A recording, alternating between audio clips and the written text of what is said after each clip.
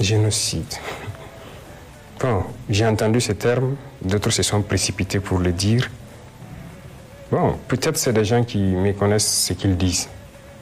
Peut-être qu'ils ne savent pas ce que ça veut dire un génocide.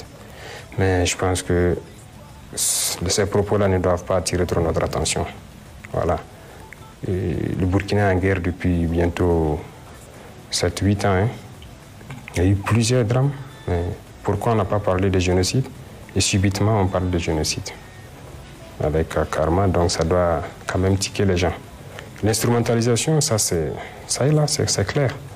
Voilà. Pourquoi commencer à accuser directement? Parce qu'on a dit qu'ils sont venus avec des pick-up, c'était les tenues de l'armée et tout, c'est ça? J'ai entendu des propos comme ça. Mais pendant cette guerre-là, l'armée a perdu ses blindés, l'armée a perdu ses pick-up, il faut le reconnaître. C'est avec l'ennemi. Les tenues, ce n'est pas nous qui les fabriquons. On paye les tenues de l'extérieur. Donc, combien de fois on a été attaqué par des unités qu'on croyait être nos propres unités? Demandez à ceux de Tueni. Des gens sont venus avec des blindés de l'armée jusqu'à rentrer dans la base, commencer à écraser des soldats, ils ont compris. C'est pas nous. Hein? À Kadiel, il y a une attaque, on a ramassé des corps. 11 corps, croyant que c'était nos corps. C'est à Bourzanga que les gens se sont rendus compte que parmi les corps, il y a des corps de terroristes. Mais habillés de la même façon. Moi, je vous parle comme ça, je suis un témoin privilégié de la perfidie. Le 14 avril 2018, si je ne me trompe, vous pouvez fouiller Internet, il y a eu une très grande attaque à Tombouctou contre la base de la MINUSMA. Je pense que c'est l'une des plus grandes attaques. Lors de cette attaque, la base est grande. Il y a beaucoup de contingents et la force est là.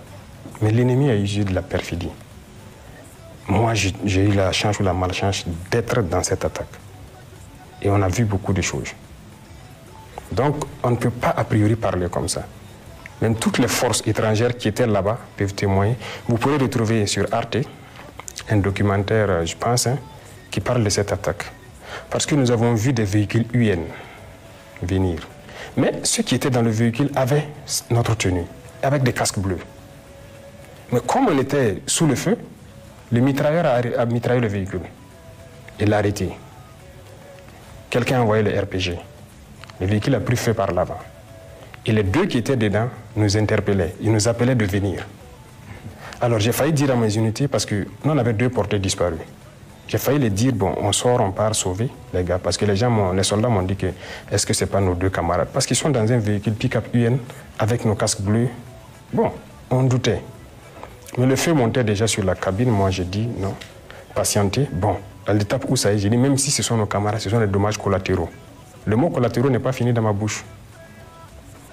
Je me suis retrouvé à me réveiller sous la terre et j'ai vu juste un cercle noir dans le ciel. Le véhicule était piégé. Bourré d'explosifs, il a explosé en fait. Pendant ce même combat, un autre véhicule est passé par le checkpoint. Un véhicule donc immatriculé FAMA, un pick-up, mais avec des forces qui semblaient être des forces françaises, de Barkhane. Des gens à la peau blanche, avec tout, la tenue française, les écussons de l'armée française, ce qui donc a fait que les soldats ont soulevé la barrière. Parce qu'ils se sont dit que c'est une unité amie qu'ils ont recueillie. Ils ont roulé tranquillement jusqu'à la porte de Barkhane. Tout le monde connaît cette histoire. Et lorsqu'ils sont arrivés, ils ont débarqué. Je pense que des soldats sont venus pour ouvrir, pour voir ce qu'ils étaient. Et le véhicule a explosé. Plusieurs soldats de Barkhane ont été blessés. Et j'espère qu'ils se sont bien rétablis. Donc, sur le terrain, nous connaissons l'histoire de cette guerre. Et il faut éviter autant que possible de ne pas aller dans ce sens-là.